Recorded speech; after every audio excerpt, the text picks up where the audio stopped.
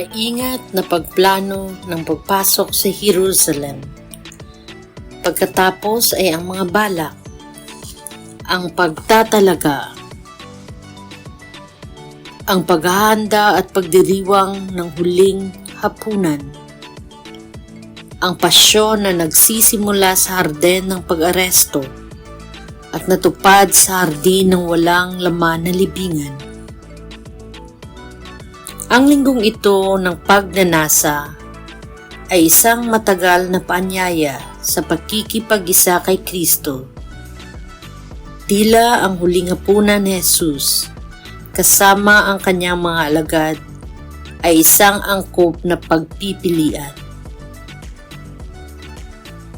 Tinanong ng mga alagad si Jesus, "Saan mo gusto?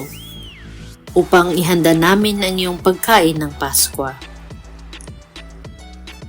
Kasunod ng mga tagubilin ni Jesus, natagpuan nila ang may bahay na maglalaan ng lugar para sa Jesus na kumain, kasama ang aking mga alagad. Nang basbasan at pinaghati-hati ni Jesus ang tinapay na nagsasabi, "Ito ang aking katawan." Ipinakilala ni Jesus ang kanyang sarili, hindi bilang isang mapagpasalamat na tumatanggap ng mga kaloob ng Diyos, ngunit bilang regalo ng Diyos. Kinuha ni Jesus ang alak. Binibigkas ni Jesus ang tradisyonal na pagpapala at pagpatuloy na kinilala ang kaniyang sarili bilang ang dugo ng tipan, ang mahinahong alok ng Diyos na makibahagi sa buhay sa sangnilikha, karapat-dapat o hindi man karapat-dapat ang mga tao.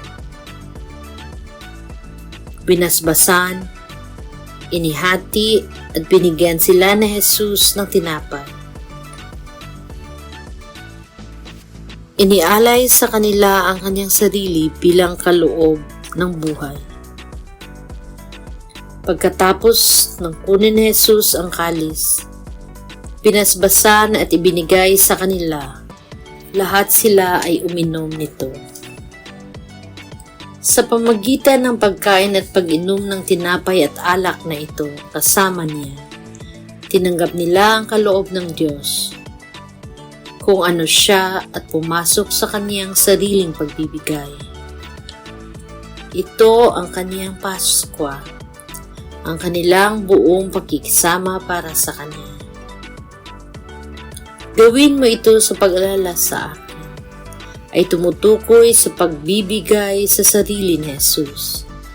At ang ating ritual ay nilayon na ilapit tayo sa pakikipag-isa sa Kanya upang tayo rin ay maging kaloob ng buhay ng Diyos para sa marami. Ano ang kukunin natin dito? Sumigaw ang mga tao, "Hosana!" At hindi nagtagal ay sumigaw, "Ipako siya sa krus." Tinatawag tayo ng banal na kasulatan at ng liturhiya ng Semana Santa, nagampanan ang ating bahagi sa dula ng dakilang pag-ibig ng Diyos. Malaya tayong manatiling manunood o umiindayog sa hangin. Maaari tayong makulong sa mga taong ang pagkapit sa kanilang plano o kapangyarihan ay bumubulag sa kanila sa alok ng Diyos. O maaari nating piliin ang lakas at kalayaang inaalok sa tinapay na nagbibigay sa atin ng kabuhayan na kailangan upang mahawakan ang kalis ng pag-aalay ng sarili na may pagmamahal. Handa ba tayong dumamay kay Kristo? Panginoon, sa pamagitan ng iyong krus at muling pagkabuhay ay pinalaya mo kami. Bawat araw, binibigyan tayo ng Diyos ng biyaya ng isang tenga na makakarinig at isang pusong handang sumunod.